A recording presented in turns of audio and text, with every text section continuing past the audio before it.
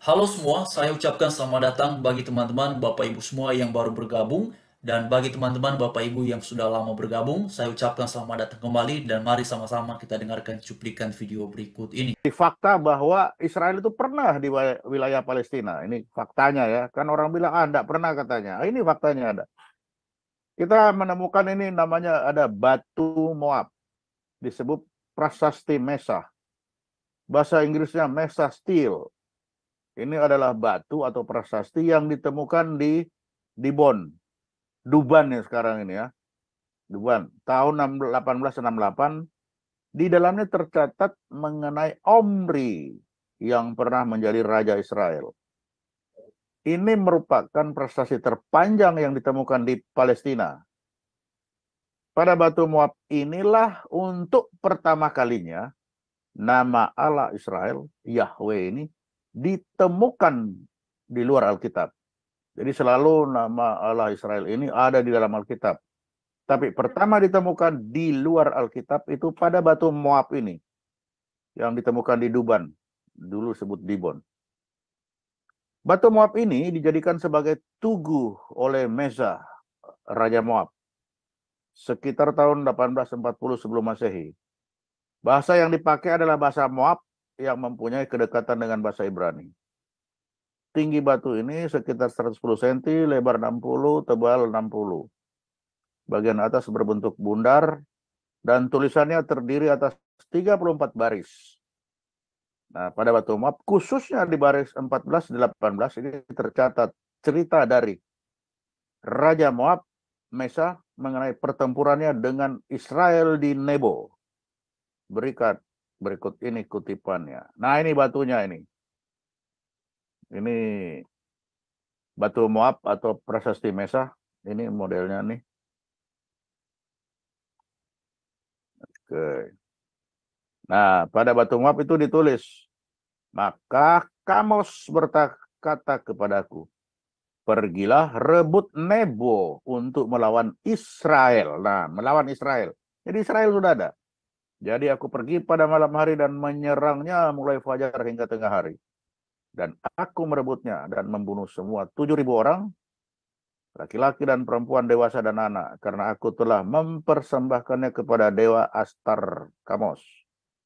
Lalu aku mengambil dari situ alat-alat Yahweh. Nah ini yang tulisan. Dan membawa alat-alat itu ke hadapan Kamos. Kamos ini dewanya mereka nih.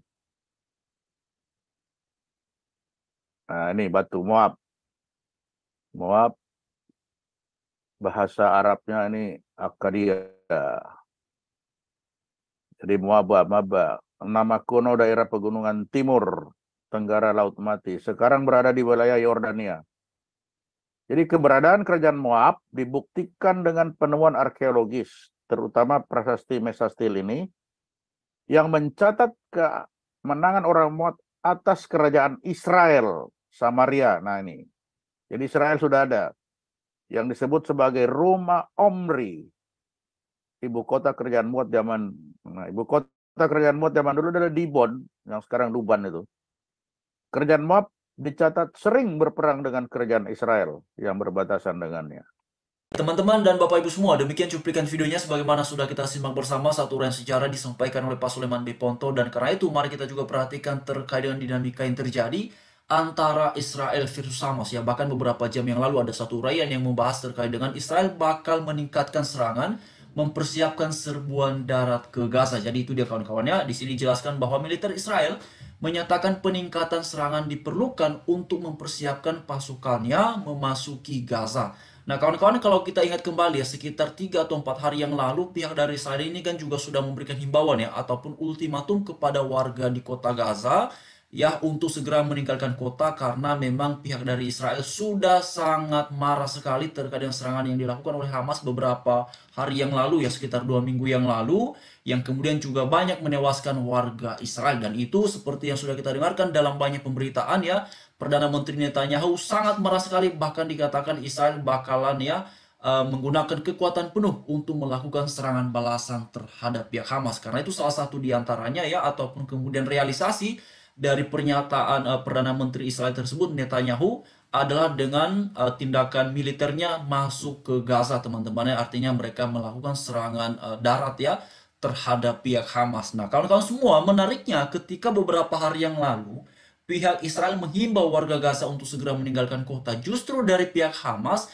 menyampaikan kepada warga Palestina yang tinggal di kota Gaza agar mereka tidak mengindahkan apa yang disampaikan oleh pihak Israel dan lebih mendorong untuk warga tetap tinggal di kota Gaza. Nah, tentu ini menjadi satu topik diskusi yang menarik ya, karena kawan-kawan semua seperti yang kita lihat ya, bahkan beberapa tokoh di bangsa kita di Indonesia mengapresiasi tindakan Hamas ya ketika melakukan serangan terhadap Israel. Lalu kemudian ini juga dikait-kaitkan dengan bahwa ini adalah bagian dari perlawanan atas tindakan agresi yang dilakukan selama ini oleh pihak Israel kepada warga Palestina. Tetapi justru kenapa ketika pihak Israel menghimbau warga meninggalkan kota agar mereka tidak menjadi korban, malah pihak Hamas ini yang justru menyampaikan kepada warga agar tetap ya di kota Gaza. Nah, ini sesuatu yang sangat menarik kawan-kawannya.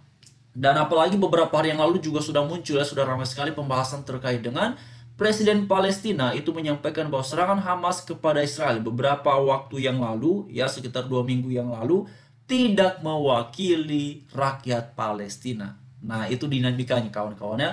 Kemudian ini juga ada pembahasan terkait dengan Paus Fransiskus ya.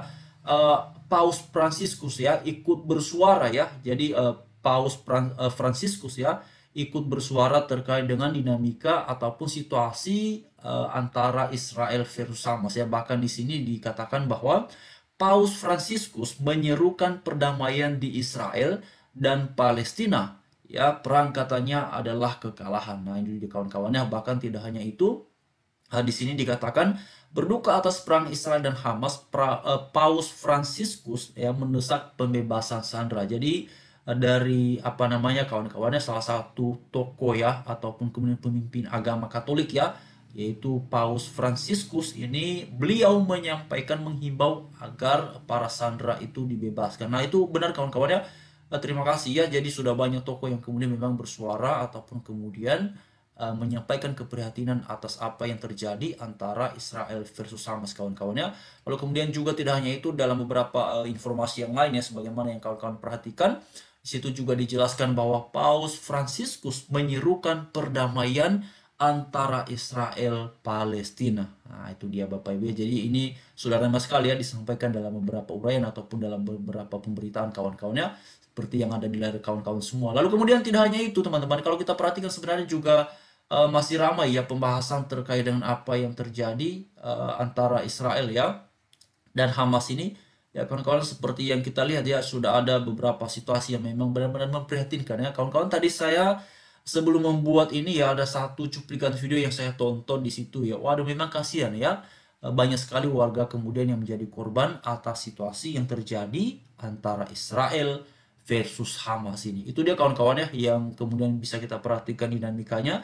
Lalu kemudian di sini juga ada uraian terkait dengan Israel siapkan serangan darat ke Gaza ya. Ini bocoran waktunya. Itu dia kawan-kawannya. Jadi memang Israel ini benar-benar sudah komitmen ya. Mereka ini sudah sangat marah sekali ya. Dan ini dia kawan-kawan, di sini juga ada informasi ya. Mesir buka perbatasan Rafah Gaza ya. Israel menolak bantuan masuk. Oke kawan-kawan ya. Apakah seperti itu ya Bapak Ibu, mari kita perhatikan ya. Karena begini teman-teman ya. Kita semua tahu lah ya, di masyarakat kita di Indonesia, masyarakat kita ini umumnya ya mayoritasnya itu adalah berpihak kepada Hamas ataupun kemudian berpihak kepada Palestina. Sebenarnya kalau berpihak kepada Palestina ya, saya pikir itu sesuatu yang sangat lumrah. Tapi kemudian teman-teman ya, kalau kita perhatikan ya, bahkan beberapa hari yang lalu saya baca ada satu pemberitaan yang kemudian membahas ya, oleh beberapa negara sebenarnya Hamas ini sudah dilabelkan ya sebagai teroris kawan-kawan ya. Itu saya baca dalam beberapa pemberitaan, dan oleh beberapa negara ya Hamas itu sudah dianggap sebagai teroris kawan-kawan ya. Lalu kemudian meskipun demikian ada beberapa tokoh di bangsa kita di Indonesia yang justru menganggap bahwa Hamas ini adalah memperjuangkan kemerdekaan Palestina katanya ya. Dan itu juga sesuatu yang memang agak, dan bagaimana kawan-kawannya menjelaskan ini ya, karena sebenarnya begini ya, kalau ada orang yang bicara bahwa memperjuangkan kemerdekaan Palestina, karena Palestina sudah merdeka ya, Palestina sudah merdeka, dia punya presiden, bahkan dia punya dubes di bangsa kita di Indonesia ya. Palestina ini punya dubes untuk RI kawan-kawannya. Jadi memang kadangkala kalau kita dengar ada tokoh-tokoh, bahkan bukan hanya masyarakat biasa ya, yang kemudian seringkali menggunakan frase mendukung kemerdekaan Palestina, ya, bahkan beberapa tokoh ataupun pemikir juga menggunakan frase yang seperti itu. Nah, ini memang kemudian menjadi satu hal yang menarik kawan-kawan untuk kita lihat kenapa sebenarnya ya, apakah ini sengaja ya digunakan ataukah ini sengaja untuk dipakai agar kemudian bahwa seolah-olah Israel ini, karena sering sekali kita lihat ya Israel ini sering sekali dianggap sebagai penjajah atas Palestina dan segala macam kawan-kawannya. Tapi jangan lupa tadi di bagian awal sudah kita dengarkan ya satu uraian dari Pak Sulaiman Wiponto dari sudut pandang sejarah mengenai pendudukan Israel atas tanah Palestina sebelum ya, ataupun jauh-jauh waktu sebelum Palestina ya, warga Palestina yang sekarang ini kawan-kawan menghuni tempat itu ya, ataupun kemudian berdiam ya, ataupun tinggal di wilayah itu ya.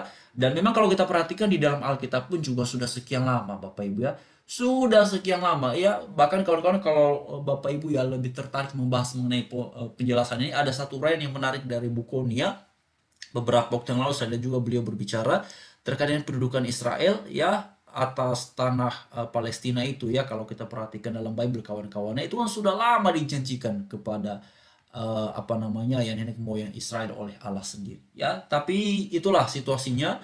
Kalau sudah kita perhatikan hari-hari ini, kalau sudah berpihak kawan-kawan ya, pastinya semua orang akan membangun argumentasi ataupun kemudian akan membangun opini ya, agar sesuai dengan paradigma, agar sesuai dengan ya, dan agar menguntungkan pihak yang mereka dukung ya. Makanya saya katakan beberapa hari yang lalu, agak sulit memang kita menemukan orang-orang yang bisa menilai dan bisa menyajikan informasi kepada kita secara objektif ya, kecuali memang masih ada beberapa orang kawan-kawan, diantaranya tadi Pak Sulaiman Wiponto, lalu juga ada Bu Koni dan beberapa pegiat media sosial lainnya. Jadi terima kasih. Di atas semuanya itu, yang paling utama mari kita terus serukan ya, semoga cepat dan segera terwujudnya perdamaian.